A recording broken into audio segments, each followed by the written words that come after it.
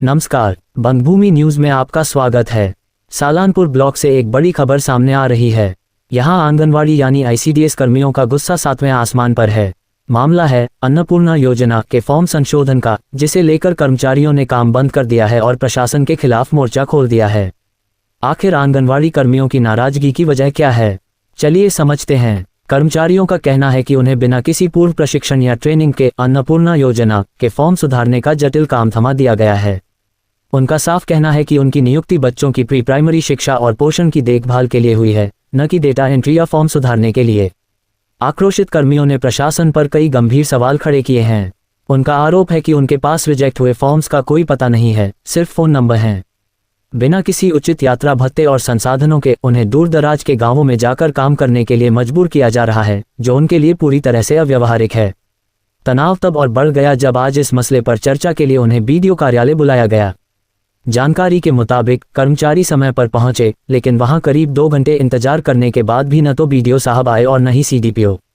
जिम्मेदार अधिकारियों की इस कथित लापरवाही से भड़के कर्मियों ने बैठक का बहिष्कार कर दिया और बिना किसी नतीजे के वहां से वापस लौट गए। फिलहाल आईसीडीएस कर्मियों ने यह स्पष्ट कर दिया है कि जब तक उन्हें उचित प्रशिक्षण, संसाधन और सही दिशा निर्देश नहीं मिलते, वे ये काम नहीं करेंगे।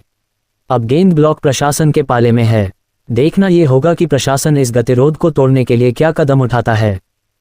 इस पूरी घटना पर आपकी क्या राय है, कमेंट में जरूर बताएं। देखते रहिए बंगभूमि न्यूज। अन्नपूर्णा যোজনায় হঠাৎ করে আমাদের মেসেজ দেওয়া হয়েছে অফিস থেকে যে আমাদের অন্নপূর্ণা কাজের জন্য বিডিও অফিসে আমাদের একটা মিটিং টাইম দেওয়া হয়েছে, কিন্তু আমরা কোনো কিছু এই ব্যাপারে জানি না। আমরা এখানে উপস্থিত হয়েছি, আমাদের নিজস্ব পঞ্চায়েত ছাড়া অন্য পঞ্চায়েতে আমাদের নামগুলো দিয়ে দেওয়া হয়েছে, সেখানে যাওয়ার প্রবলেম আছে। আমাদের কোনো কিছু কাজের ব্যাপারে আমাদের জানি না। আমাদের ওখানে গিয়ে বলা হচ্ছে যে একটা রিজেক্টেড বলে দেওয়া হবে, তাদের একটা এমনি অফিসিয়াল কোনো লিস্ট না, এমনি লিস্ট দিয়ে দেওয়া হবে। আমাদের সাথে কোনো পঞ্চায়েতের সদস্য কেউ থাকবে না। সেখানে গিয়ে আমাদের অ্যাড্রেসও নেই, ফোন নাম্বার আছে, আমাদের সেগুলো গিয়ে ইনকোয়ারি করতে হবে।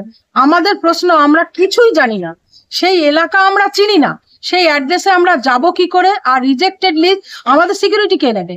কোনো পঞ্চায়েতের লোক থাকবে না। আমরা রূপনারায়ণপুর পঞ্চায়েতে আছি, আলাদা আলাদা পঞ্চায়েতে আছি, আল্লাডি সমস্ত পঞ্চায়েতের মেয়েরা আছে, তাদের অন্য অন্য জায়গায় কাজ করতে দেওয়া হচ্ছে।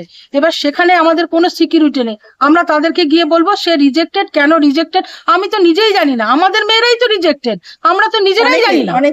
আমরা নিজেরাই কাজটা সম্বন্ধে কিছু জানি না, ওনারা কোনো দায়িত্ব নিচ্ছেন না, আমাদের জবরদস্তি ওনারা বলছেন না ঠিক করে যে আমরা যখন ফর্মটা নিয়ে ব্যক্তির কাছে যাব, সেটা তো রিজেক্টেড ফর্ম, তাহলে আমি তাকে গিয়ে বলবো যে আপনার ফর্মটা রিজেক্টেড হয়েছে, তা আপনার এই ব্যাপার জানতে এসেছি, আপনি বলুন, তাহলে হয়তো ওটা অ্যাক্টিভ হতে পারে। কিন্তু আমরা তো নিজেরাই জানি না কোনটা দিলে অ্যাক্টিভ হবে আর কোনটা নেই বলে উনি রিজেক্টেড ফর্ম দিচ্ছেন। আমরা এটাই বলছি যে একটা মিটিং করুন, আমাদেরকে সচেতন করুন, আগে নিজেরা সচেতন হই, তারপরে না আমরা ব্যক্তির কাছে যাব।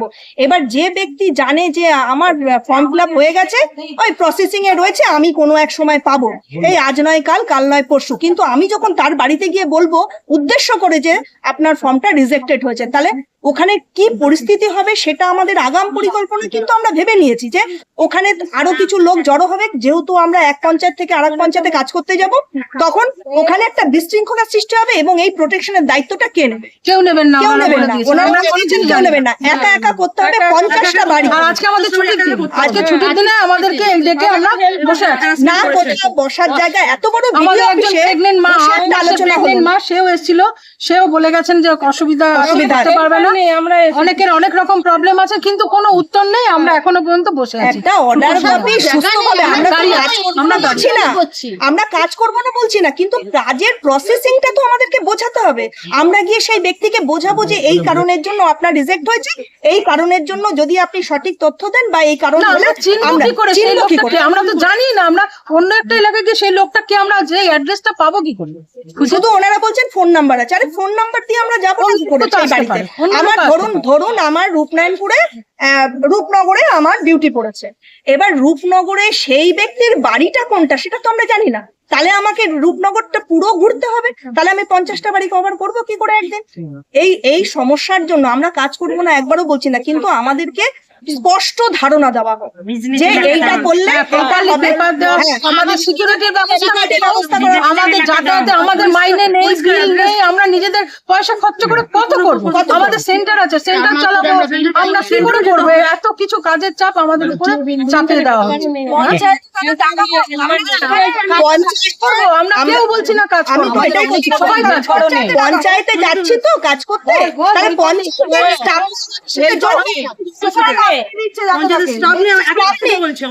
একা যেতে বলছে। আমরা কি করে যাবো?